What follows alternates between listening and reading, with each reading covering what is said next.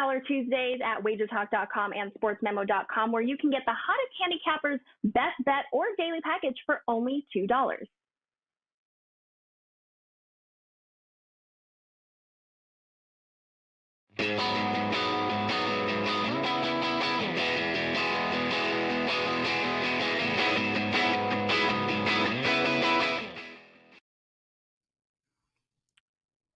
We are live, Teddy Covers, the Prez. Welcome to WagerTalk Today, everybody, and it's a pleasure, a privilege to do this show on a daily basis with my good pal, Teddy. And before we even start the show, Teddy, before we even discuss the guests, it was your anniversary last night. You were out with your beautiful wife, and I still couldn't stop texting you. We need a microphone. Oh, time to get into the penalty box. So early, you ready, Joe? I haven't been that naughty. Well, to hell with Teddy, bro. Let's bring on Steve Merril. I don't need no Teddy.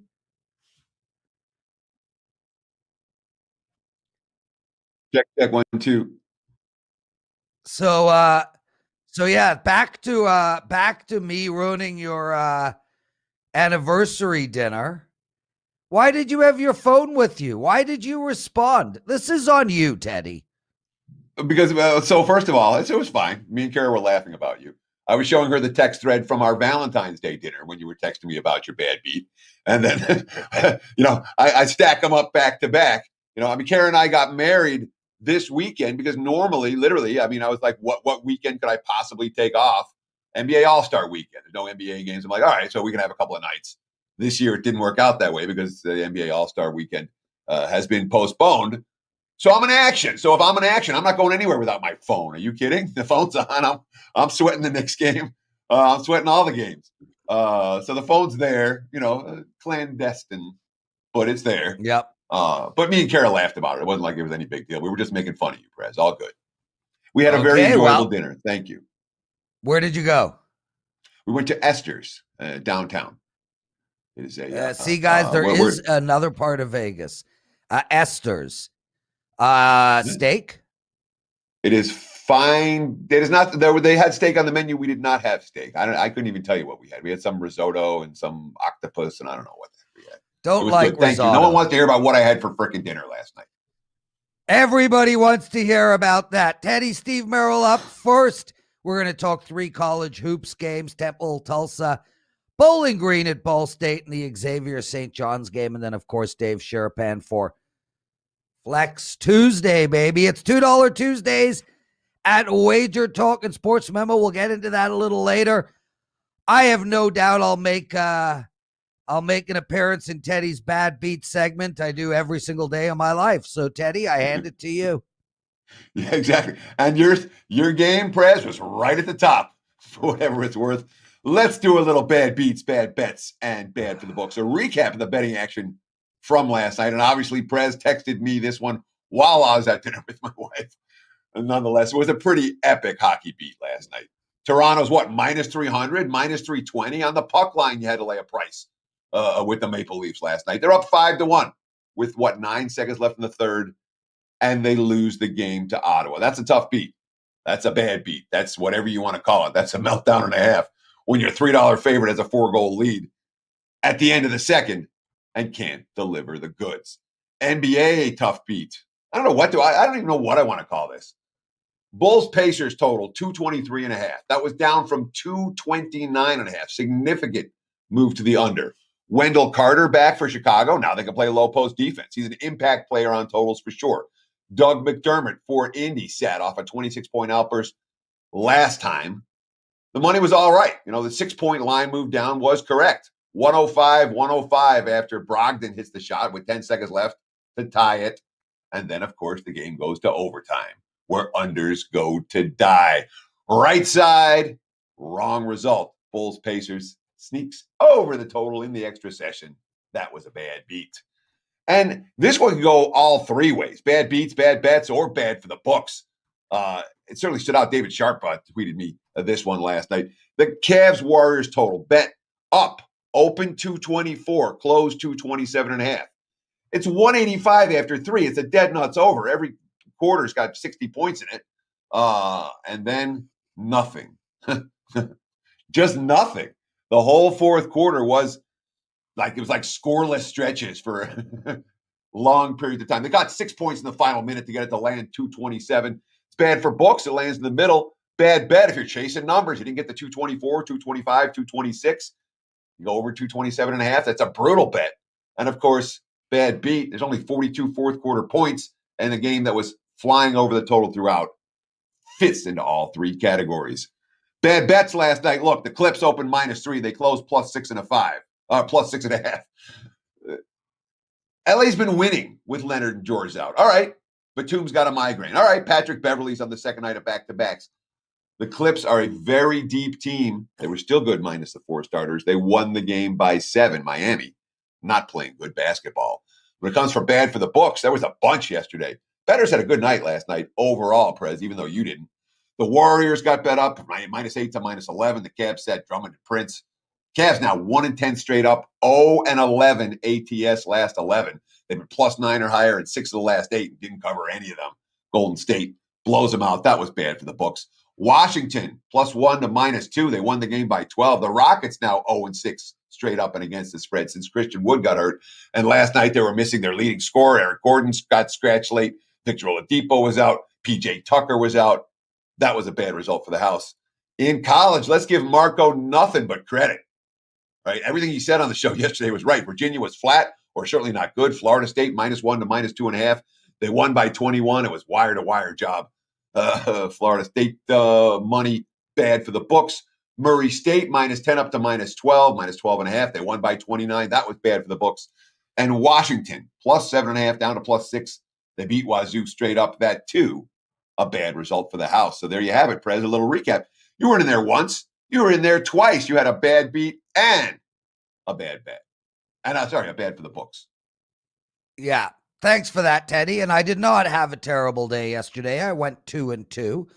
I did win. Guys, follow me on Twitter at Prez WagerTalk. I give out free hockey picks every day at around 1:30 to 2 o'clock Eastern. Yesterday, I gave out 3 free picks. I won all 3 of them, Teddy. So nice. I was happy about that. And I do want to just tell you guys quickly. So to keep you guys abreast, I've been telling you the story. My kids have been gambling. My 19 and 17-year-old daughters have been gambling since the Super Bowl every single day. And they're doing a lot of research, Teddy. They're waking up. 4 o'clock, I call my eldest. What are you betting today? She's like, well, I'm still doing research. I've been at it for a couple of hours. They're winning every single day. Last night, my daughter decided that the over in the Chicago game was the best bet. She put her entire bankroll on it, Teddy. Now, that's only $72. So please take it with a grain of salt. It went to overtime, and she needed the overtime to get it over the total. For the last 2 minutes of the game, she was flipping out completely, texting every minute. And then after it went into overtime and it cashed, she texted me saying, I swear to God, I'm not even kidding. She texted me saying, I'm really good at this. And that's the way. So you're betting for the first week or something and you're winning. You're like, this is easy. I remember that, Yeah. Yeah. Her boyfriend is betting too. He's on a 7-0 NBA run. And both of them think they found their calling. Cool. Good luck to them. Speaking of people who have found their calling, Stephen Merril. We are happy to have you, brother. Welcome to WagerTalk Today. Thanks for being here. And how is your college basketball going right now? Well, it's going well, and I might start doing this full time also, 43-18 on the season. Quick advice, so the best thing that can happen to new investors or new bettors is to lose their money early. No I told them that. Prez, yeah, you know that. Oh, yeah, dude. I said to my daughter, I said, I hope you lose. She's literally been playing $8 and $5 bets for a week and then put everything, the whole bankroll, on the one play. The worst part about it, Guys, please ignore this statement because I sell picks for a living. So everybody, please turn your speakers off. 3:30 in the afternoon, I sent my kids the plays I was betting, and both of them sent me back, "We don't care what you're betting." Yeah, 100% of bankroll in one game is not going to end well in the long run. And I use that analogy all the time when I talk about money management being more important than picking the right team. And the analogy I use is that you could go 99 and 1, 99% winners, and you still go broke because you're going to lose that one game when you have your whole bankroll. So, yeah, I mean, best of luck to them, but let's hope they lose big here in the near future so that they become good long-term sports bettors that way. Steve Merril, everybody. Steve, let's get to it. Outstanding work in college basketball. 43-18 on the year, you said? Yes, sir. I can't even comprehend such numbers. That is so sick, dude. Temple at Tulsa. Tulsa -4. It's a 7 p.m. game. It's on ESPNU, and you're going to break it down for us. Yeah, if it makes you feel any better, I was 42-15. I went 1-3 this weekend. So I guess my little that doesn't make me feel better. I'm one of the owners saying, I don't of want to jump WagerTalk. on. You're too hot. You're too hot. So now's the time to jump on because I had a rare losing weekend in college hoops. So I'll lead into it that way. But yeah, let's look at the which one do you want to look at first? The Ball State game you said, Prez? Temple, Tulsa. Tulsa -4. Okay, let's go. Well, I wanted to get that ugly Ball State game out of the way, but we'll save that for later. The Temple-Tulsa game also goes at 7 Eastern here tonight. This one's actually on ESPNU, so there will be some viewers of this national TV game. And all three of these games, I always have a theme, as you guys know, for the Tuesday segment here. And all three of these are revenge rematches from January games. And I love to dig into the box scores when we have all this data this time of year in college hoops, the revenge angles and whatnot. And this is a situation where the first game, Temple won the game by 9. The total was went over at 143. The total is only 130 here. But I look for a reversal here on this one. I think we're going to have the under on this one here. Let's look at the box score. Both teams shot in the 30% range. Nothing unusual there from three-point range. Normally that doesn't catch my attention, but they had 49 free throw attempts. That's about 10 to 15 more free throw attempts than they normally have in a game. Both teams dominated down low. Temple shot 51% from the floor overall. And these are not good shooting teams in general. Just put it in perspective, Temple shoots on the season 38.5% in conference games, 39 overall. I don't think they shoot 51 again, especially on the road here. And meanwhile, Tulsa, a mediocre shooting team at best. So this is one of those zigzag reversals. I'll look at the under 130 here after a high-scoring first meeting. And by the way, both teams in terrible current form offensively. Temple's lost 4 in a row. They shot 40% or worse in all 4 of those games. And Tulsa's lost 5 of their last 6. They've shot 43% or worse in 4 of their last 5. So we'll look under 130 Temple-Tulsa tonight. So I like the concept you're bringing up here very much, Steve, where you're talking about a lot of times in the short turnaround revenge, short turnaround rematches, people are focused on sides. But when it comes to outcomes that really were, on the far ends of the bell curve, you're finding stuff that you say, hey, expect it to go back in the middle. Do you do a lot with the second meeting and the third meetings when teams play in terms of totals, or do you tend to focus more on sides in these spots, in the revenge type situations? Yeah, I mean, really what I do, Teddy, is I dig into the box score, and I hope to find an edge one way or the other. And that's what I did with this one. Tulsa is not a team I want to be laying points with -4, as you mentioned. These are 2 bad teams. They've lost 5 out of 6. So when I have 2 bad teams here, I'm more likely to look at the total in this spot. But what I really like is to try to find the better team that maybe lost the first game with revenge as a side that also has that misleading box score. But in this situation, these are 2 kind of crummy teams. I think they can muck it up offensively, so that got me looking more at the total. Steve Merril, everybody, if you're not playing his college basketball, why do you gamble? Bowling Green -2 at Ball State. Steve, you said this is I don't know what the word you used. Brutal, bad, ugly. Terrible, ugly. This is an ugly game. Is that because the players are ugly? All I care about are winners, dude. Ugly and winning equals winning. Yeah, I mean, it's all the same green, right? It doesn't matter what the sport is or what the game is. The cash is the same and the money spends the same. And we actually find a lot of edges sometimes in these mid-major games I'm not really channeling my mid-major Matt here because this isn't Incarnate Wood or Albadine Dixie State or something like this. This is more of a Brian Leonard middle of the pack Mac attack. I'll be honest, I don't use these games as much as I used to. 43 and 18, obviously a good college season. I don't think I've had a Mac game all year. It's basically been the big primetime Power 5 conferences just because I get a little bit more of a true handicap. But as Teddy said, it's a great time of year to be digging into these first meetings and these box scores. And this one jumped out to me when these teams played earlier this year. Ball State won the game by 24 points. Ball State shot 47%, actually 46%, 12 for 26 from three-point range. Meanwhile, Bowling Green, you guessed it, 21%, 5 for 24 from three-point range. Ball State is now without their best player for the past 3 games. KJ Walton, their leading scorer, 16 points a game. He is out. He had 14 points, took 11 shots in this earlier meeting, played 33 minutes. These are 2 teams that are struggling, but I'd rather have Bowling Green here in the rematch, and we get them in basically a straight-up win situation. This line was around 1.5 last night. I did see it hit 2 at a sharp offshore book this morning, but still a lot of 1.5s out there. This is one, Teddy, I will look at the side here. I like Bowling Green to bounce back. By the way, both teams in terrible current form.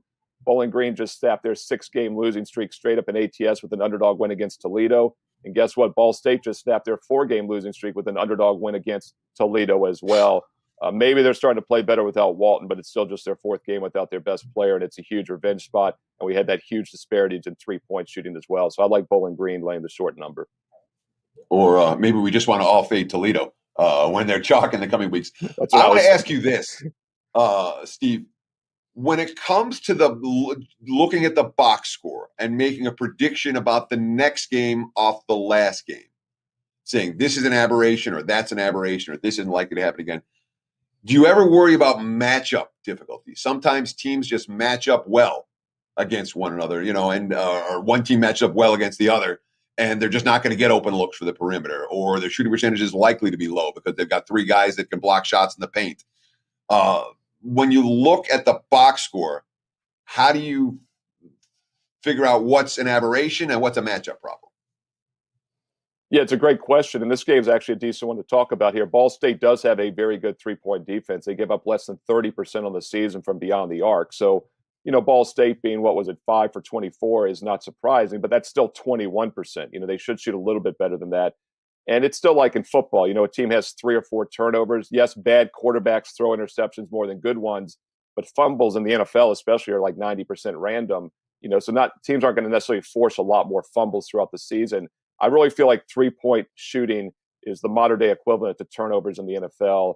And more times than not, it's random variance. So I like to look at a 10 or 15 game full season sample than just a 40-minute 1-game sample for what a team really does. I do factor that in, but once again, 46 versus 21 is a disparity I don't expect to continue tonight for the Bowling Green Ball State game. Awesome stuff, Steve. Guys, just really quickly, it's $2 Tuesdays at WagerTalk. Dwayne Bryant is the $2 Tuesday handicapper. He's got a 5% CBB max bet tonight. He's 63% in 5% plays since he joined us. This is an outstanding run and a great play and a better price over at Sports Memo, $2 Tuesday handicapper. Rocky Atkinson, you can hear him on the NASCAR show, which we started last week. He's on a 12-3 run in his last 15 plays, and he's got a 5% play in the NBA. Head over to WagerTalk, head over to Sports Memo, grab both of them, $2 each. Steve Merril, last game on tap for you. Xavier at St. John's. I always said if I had a son, I would name him Xavier. I never had a son. Who do you like in this game? Yeah, you'd have to be a musketeer. I picture him with a nice pencil mustache. No, Steve, in all seriousness, like I'm not even joking. I always wanted my kid to be named Xavier. And look at me, right? I'm a specimen. So I figured my son would be a specimen. So I always pictured like my son at a party and him and a girl go upstairs, and then the girl comes downstairs and her friends were like, "Where were you?" And she just does this. And everybody in the room knows. No words need to be explained. The women just do this. I always thought that was the coolest thing ever. Let's get to the game. I'm guessing, Prez, back in the day, a lot of girls gave you the X as well afterwards, right? For different Oh, reasons. But, nice line! Bro, I walked right into that, dude. Awesome. You know what? And it's so much better coming from you than that schmuck in the middle. The lesson is, if you give me that much time to sit and think between my second and third game, it's going to happen, Prez. But I know we're on a tight schedule here, so I will hustle and I'll make it up to you by going quickly with this one. Interesting situation here with Xavier St. John's. It's only the sixth game Xavier has played in 2021. These teams did play back in 2020. Actually, I'm sorry, they played at the beginning of 2021. It was January 6th. And Xavier, yes, won that game by 8 as a 6.5-point favorite. Only totaled 130, though, stayed way under the 155. And you talk about a strange box score, guys. Let's look at this one. St. John's, 5 for 18 from three-point range, 28%, not very good. Xavier, 0 for 12, 0% from three-point range. And they still won the game and covered by 8. I would lean that way, getting plus 1.5 here in the rematch, but I also like the over. It has gone from 52 up to 154.5. But once again, I expect these teams to hit those threes. I think Xavier's the better team getting points. So pick and choose, side or total here. I'd go Xavier and the over in the rematch. There you have it. Steve Merril, the hottest CBB handicapper around, and he has a great record in college basketball as well. See there, little man love for you, Steve. What do you got to Thank promote? You for making it up. Teddy's sick. Yeah, Teddy's literally swallowing Vermouth. But, well, I haven't seen you since Valentine's, Prez. I wore red for you, by the way. NASCAR show every Wednesday night. We came on live last week, and Andy Lang, Rocky, knocked it out of the park, as they always do. The first word out of Andy Lang's mouth when we talked Daytona was Michael McDowell, long shot. Guess what? 66-1. He won outright. NASCAR show will be on every Wednesday night here on WagerTalk TV. And then my best bets, of course, for college hoops at WagerTalk.com. There you have it. Guys, Teddy called Utah on his big game breakdown yesterday. I guarantee you want to stay for his big game breakdown today. 20 seconds, and we get to hear Teddy's big game breakdown. Tuesdays is known as $2 Tuesdays at WagerTalk.com and SportsMemo.com, where you can get the hottest handicappers' best bet or daily package for only $2.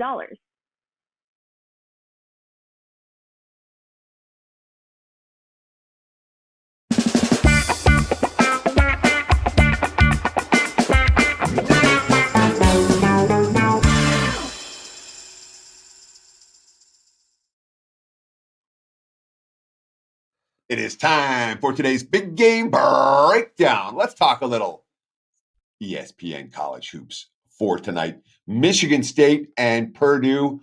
Right now, the Boilermakers, 5.5 or 6-point favorites. There's just been a move since we've been on air back down to 5.5. Got bet up to 6 earlier. So let's call it 5.5 or 6. Total sitting in the 136.5 range as we speak. And the theme from Steve Merril just a few moments ago here on Wager Talk Today was what happened in the first meeting that we don't expect to happen in the second meeting. First meeting between these two teams, Purdue, 55-54 straight up win in East Lansing.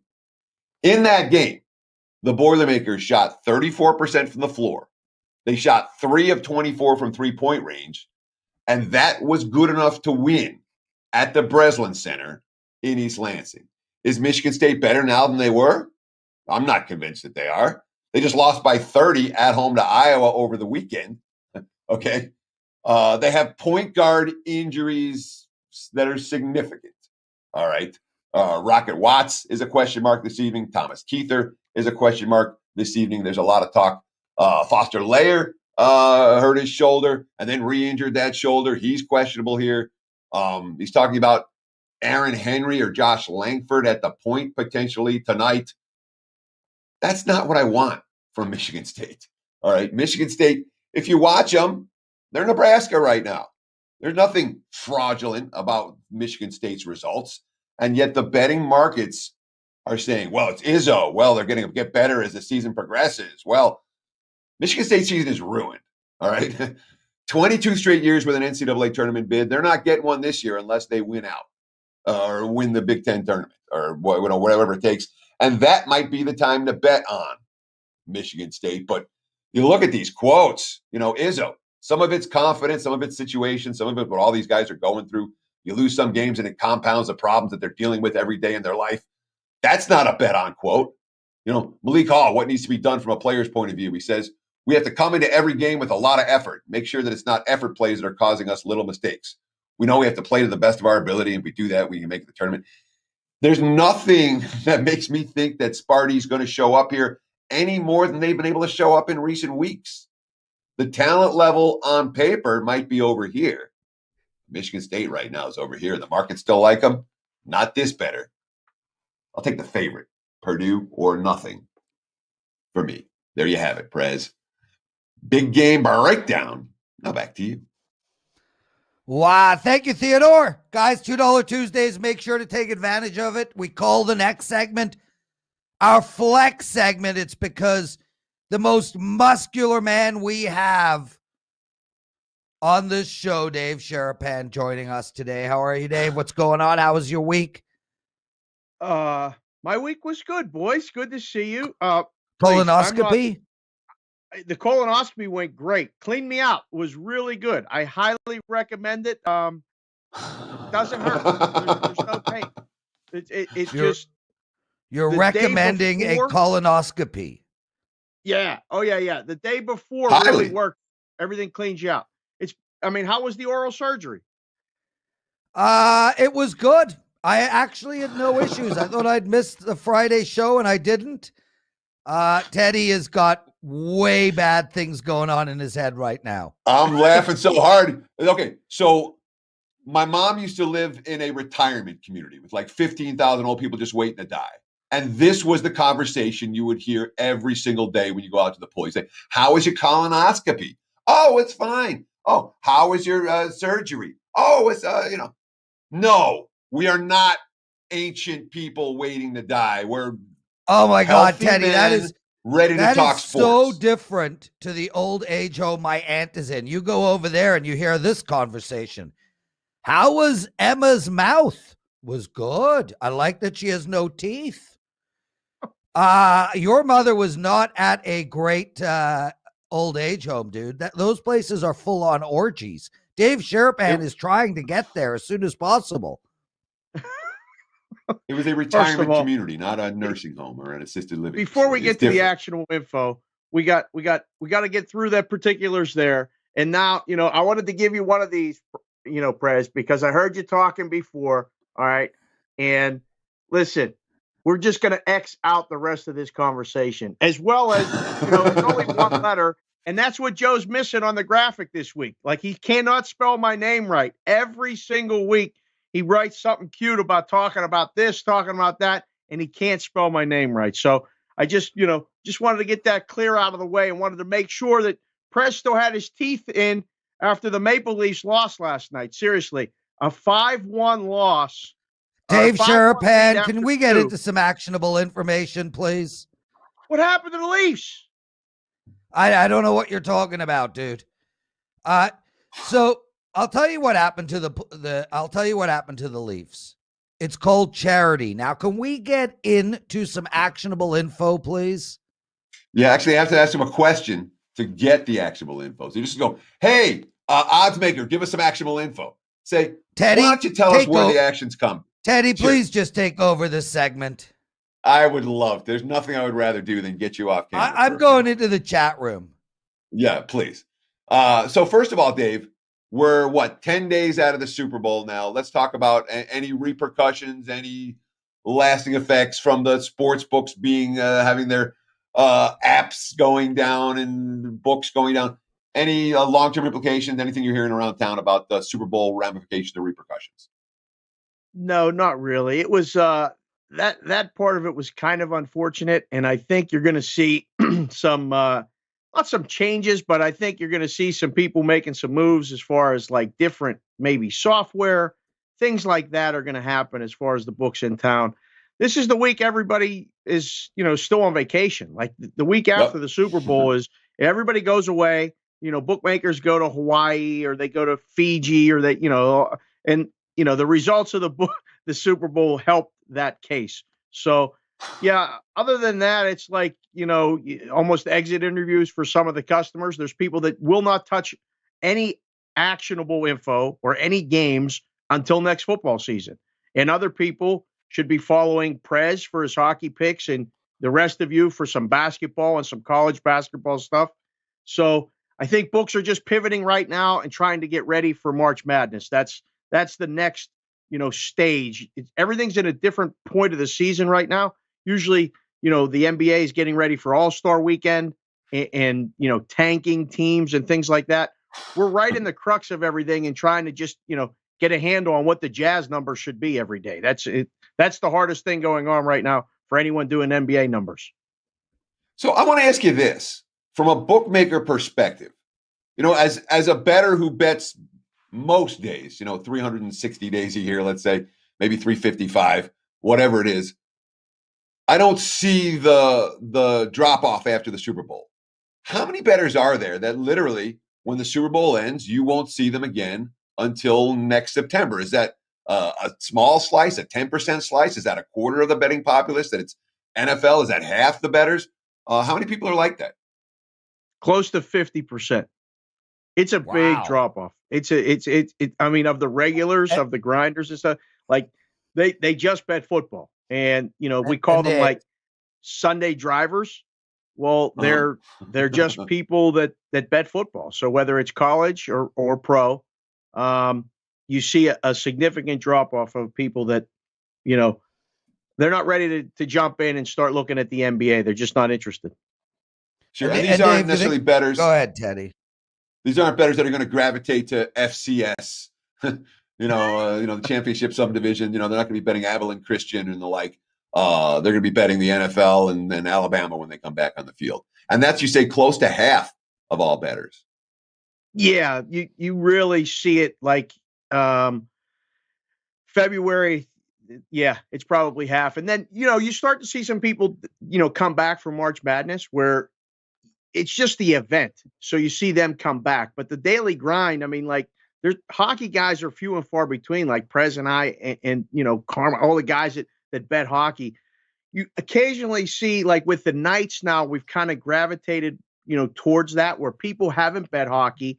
But now that football's over, they're going to bet hockey because the Knights are on and they're watching it or they get caught up in it. So you may get some, spillover from football bettors into stuff right now, but it's mostly into just, what they're watching on TV, not because there's good betting opportunities or things like that.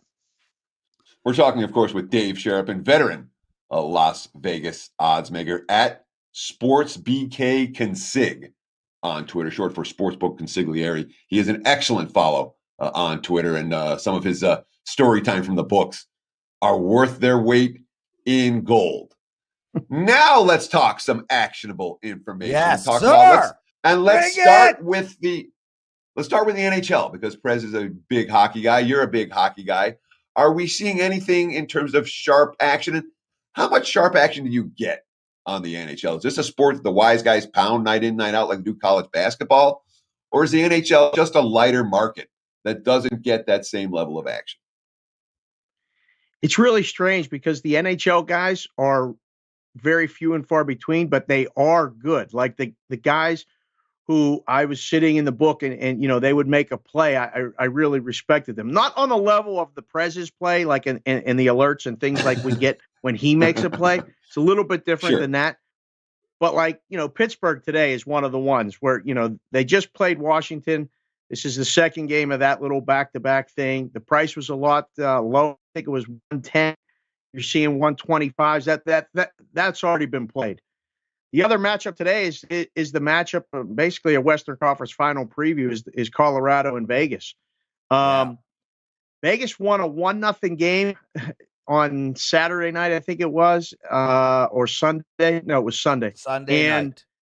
I'm not sure they were the better team in that game. So I'm looking to play Colorado here. I think this game will probably flip. You're going to see it go.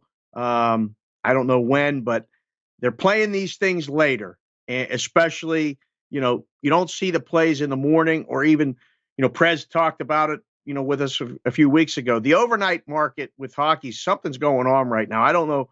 They're playing it or they're putting up numbers that are soft and getting play. And I don't know exactly what's going on, but Dave, it's interesting because I'm noticing that too. And I'm doing all my NHL handicapping at night. All my plays are going up around 10, 11 Eastern the night before the games. And especially with the totals, I mean, you're taking sixes, you're waking up, you're seeing 6.5s.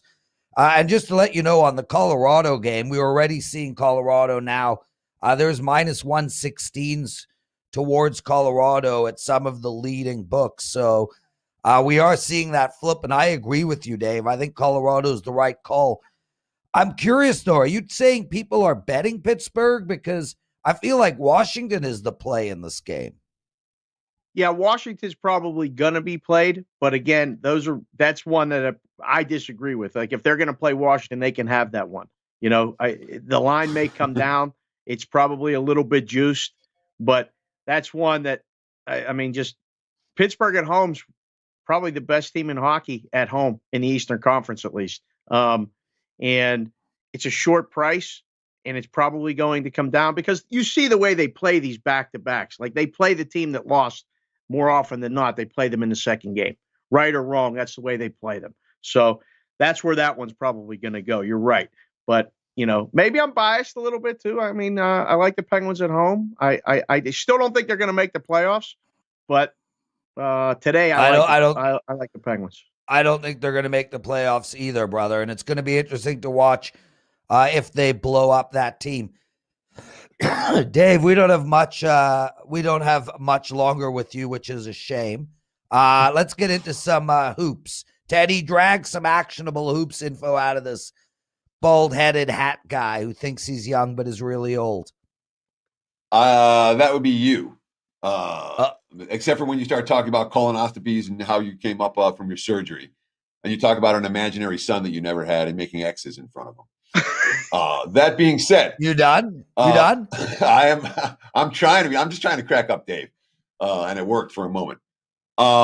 We haven't talked any NBA on today's show. Basically, is there anything that you're seeing in terms of a sharp move, wise guy move that the pros like this side today, or is the NBA action? And how's the books? It looks like the books aren't doing as well in NBA this year as they have in years past. Is that just my assessment, or is that's not based on any hard data? It's just based on bad beats, bad bets, bad for the books. And I'm seeing more bad for the books than I usually do in the NBA. Listen, the B to the 6 power segment every week just gets me excited when you say it. The bad beat, the bad. When you get low on that, it's really it's outstanding. The NBA has not been good for a couple years, Teddy, just in general because of the load management and the BS that is pulled every day with, you know, information, who's playing, who's not, throwing COVID on top of it. And it's a mess. It's not fun to book. No one in the room wants to do it. I did it the last couple of years when I was at CG because no one else would volunteer to do it. So I enjoy doing it, but it's tough when you don't have all the information. So you see lines move based on info. You saw it yesterday with the Jazz. We can't figure out the number with the Jazz. It goes from 6 to 7 to 10, you know, because Embiid's not playing. Or is he going to play? Or is he not? So today, a couple moves that I saw, you know, Denver was played already against Boston. Kind of agree with that. Denver's, you know, really starting to play well. Short number on the road, probably going to win the game. They played the T-Wolves against the Lakers. Now, the Lakers on the road, it's a bigger number. The number's already been hit. You know, it started a little bit high. Books sometimes have to put the number up and get that money from, you know, the sharp guys, the wise guys, because they know what's coming. Like who wants to touch the Timberwolves against the Lakers, especially Lakers coming off a loss. So that one makes sense. And then Brooklyn Phoenix. I mean, how is that only 231? The total. The Brooklyn total should be 250 to start, and it's somehow 231. I know Durant's not playing, but that's not going to help Brooklyn's defense. So I don't know. That number just looks completely off to me, you know, both side and total. 5.5, you know the public's going to grab Brooklyn, and you know they're going to bet over. They were betting over 245, and they're going to bet over 231 there for sure. So that's the NBA in a nutshell today. And again, I think it's the hardest market to beat. on an everyday basis. And I don't think that's changing anytime soon. I agree with that, Dave Sharapan. Guys, you can follow Dave at, Sportsbook Consig with no vowels? Yeah, we had to get it in the character limit. So it's Sports BK Consig. And that's, it's just like Joe when he spells my name. He just leaves out an A here or an A there or sometimes. So it all works. Okay, Dave, we've played that line already. Guys, breaking news. Breaking betting news. Prez Jr., my daughter, just texted her play-in. Well, she wrote, I am playing the Grizzlies. I am confident in that game. I did my research. Take that for what it means. I'm amazed my daughter knows the Grizzlies nickname. Dave Sharapan, everybody. Teddy Covers, I'm the Prez. Hang on, I'm super confused. Is there an NHL team named the Grizzlies?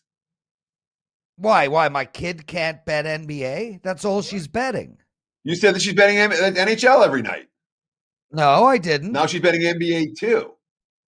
I said she took the Chicago Indiana game over the total. If you listened to me the first time around. No, you said you were talking Blackhawks and Red Wings. No, I wasn't talking Blackhawks. I was not. Okay. Who's the boyfriend like?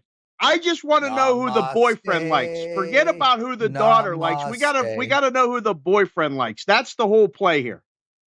Yes, true that. Well, good thing is the boyfriend likes her. Quick break, everyone. We're back with the penalty box segment. I won yesterday. I got another winner for you today. Don't you dare go anywhere. Thanks, Dave. Tuesdays is known as $2 Tuesdays at WagerTalk.com and SportsMemo.com, where you can get the hottest handicappers, best bet, or daily package for only $2.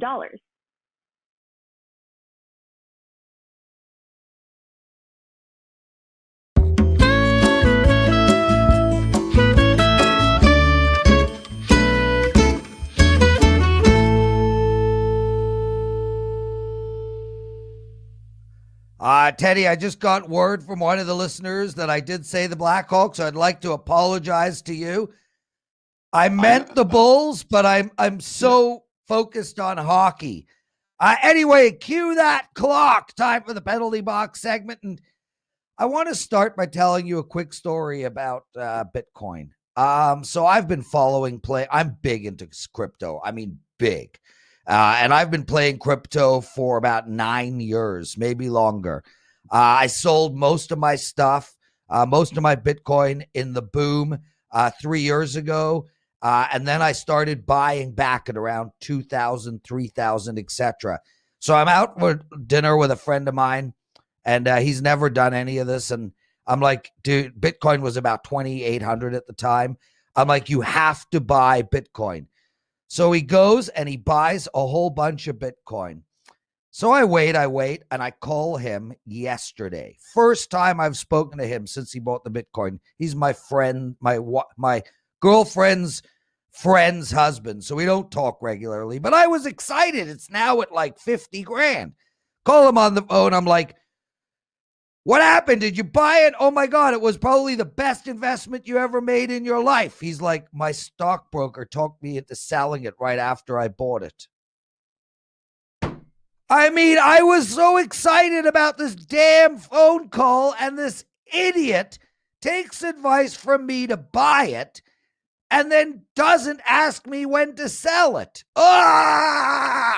Anyway, I just wanted to vent on that. Guys, I'm playing the Washington Capitals over 6.5 tonight. And just to let you know, I don't like playing over 6.5. I try to avoid it. But you've got a situation here where both these teams are just lighting it up on a regular basis. You have Washington. This team, every game, 8 goals, 9 goals. Was 6-3 last game against Pittsburgh. They've gone over 5 of the last 6 games. Pittsburgh, 3 games in a row. Take the over 6.5 in the Washington game. And Teddy, how are you, man? You happy the show's over? You're done with me for the day? I couldn't be happier. I want to thank Dave Sharapan. for joining us. I want to thank Steve Merril for joining us. And I want to thank you guys for taking time out of your busy Tuesday to hang out with Prez and I and our guests. We'll do it again tomorrow, 23 hours and 13 minutes from now. Again, every weekday, noon Eastern time, 9 a.m. here on the left coast. Until then, enjoy the games and good luck. Thanks for watching. We have the top NASCAR handicappers in the country at WagerTalk and Sports Memo. So for a limited time, you can lock in all of their NASCAR selections, including any 5% best bets for just $4.99. This includes 36 races, 2 Thursday duels, All-Star Open, and All-Star Race itself. While Chase Elliott is the best in NASCAR, Andy Lang, Rocky Atkinson, and Steve Merril are the best at handicapping NASCAR. And for the next 7 days, you can use coupon code CHASE21 and take $100 off the NASCAR Season Pass. That's just $11 per race for all selections. This is a limited time offer, so to redeem your $100 off, just go to WagerTalk.com or SportsMemo.com, choose Andy, Rocky, or Steve in the Experts dropdown, and use CHASE21 at checkout.